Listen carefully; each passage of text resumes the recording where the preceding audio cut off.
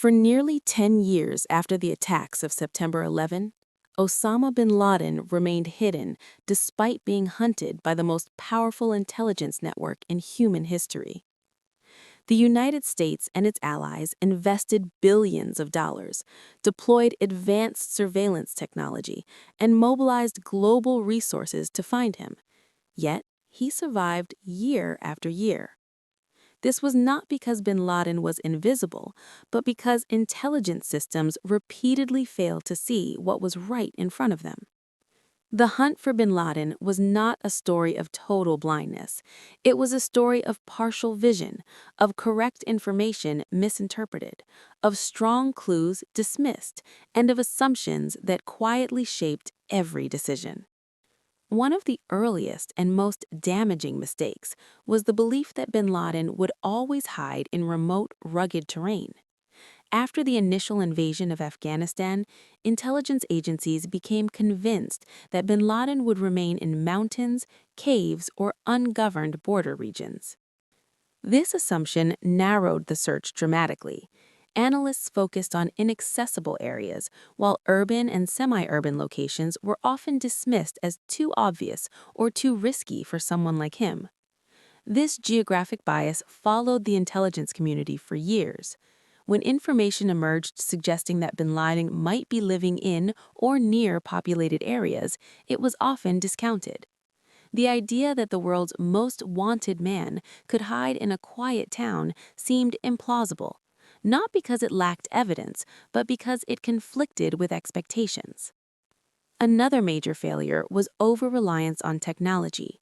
Intelligence agencies had become extraordinarily good at intercepting phone calls, emails, and electronic signals. These tools worked well against adversaries who used modern communication. Bin Laden did not. His deliberate rejection of technology left intelligence agencies searching for signals that did not exist. Rather than immediately adjusting strategies, agencies spent years attempting to force technological solutions onto a human problem. Satellites scanned mountains, drones tracked suspected camps, signals intelligence grew more sophisticated while human intelligence lagged behind. The absence of electronic data was treated as a dead end instead of a clue. A third mistake was underestimating bin Laden's patience. Intelligence planning often assumed that high-level targets would need frequent communication to remain relevant. Analysts believed that bin Laden would eventually be forced to communicate electronically or move in ways that exposed him. This assumption underestimated his willingness to remain silent for months or even years. Bin Laden did not need constant updates. He accepted delays. He tolerated isolation. Intelligence agencies trained to identify patterns and rhythms struggled with an adversary who deliberately avoided both.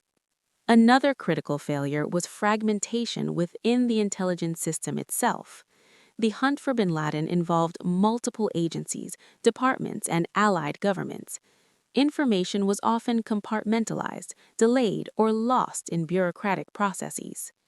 Pieces of the puzzle existed, but they were rarely assembled in one place at the same time.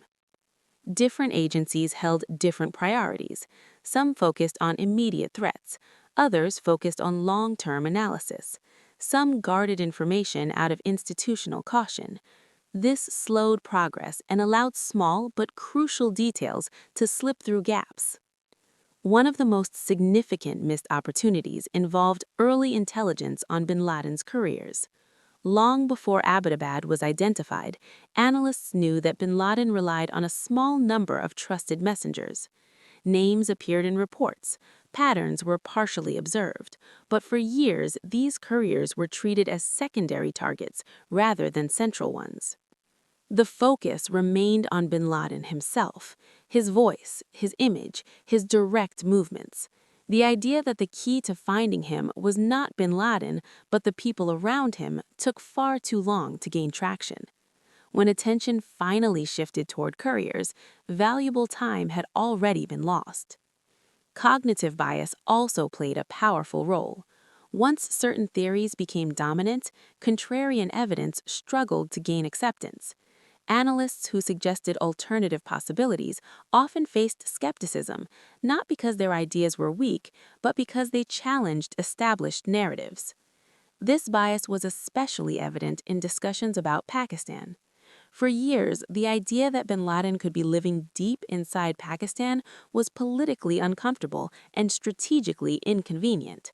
Such a possibility raised difficult questions about sovereignty, cooperation, and diplomatic fallout.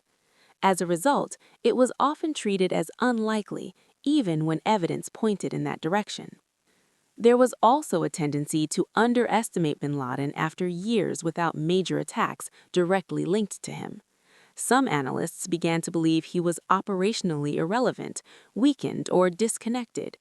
This perception reduced urgency and shifted resources toward other threats. In reality, bin Laden's reduced activity was a survival strategy, not a sign of defeat. Intelligence agencies mistook silence for absence. Another major error involved misjudging the role of local environments. Analysts often assumed that communities would notice unusual behavior. In reality, bin Laden relied on anonymity, not invisibility. By blending into areas where privacy was respected and curiosity was limited, he avoided attention without elaborate cover stories. Intelligence planning also struggled with probability. Even when the Abbottabad compound was identified, certainty remained elusive. Analysts debated endlessly. Was bin Laden really there? Could it be someone else? What if the intelligence was wrong? The demand for absolute proof delayed action. This hesitation was understandable, but costly. Intelligence rarely offers certainty, only likelihoods. In this case, the fear of being wrong competed with the risk of doing nothing. The final phase of the hunt exposed another systemic issue: decision paralysis. Even with strong intelligence, leaders hesitated. Options were debated, scenarios multiplied. The longer the discussion continued, the greater the risk that the opportunity would disappear.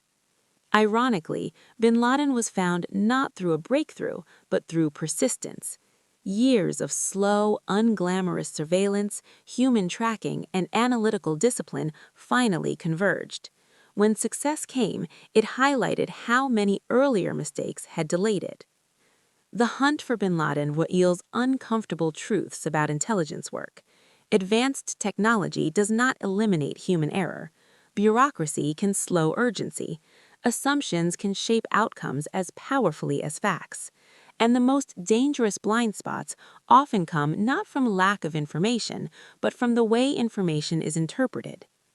Bin Laden survived as long as he did because intelligence systems were built for speed, connectivity, and data, while he built his survival around slowness, isolation, and silence. The mismatch took years to correct. Understanding these mistakes is not about assigning blame.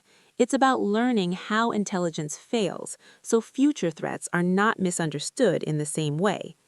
The lesson of the bin Laden hunt is that intelligence agencies were not weak, but that even the strongest systems are vulnerable to their own assumptions. In the end, the greatest intelligence mistake was not missing bin Laden's location, it was underestimating how simple his strategy was.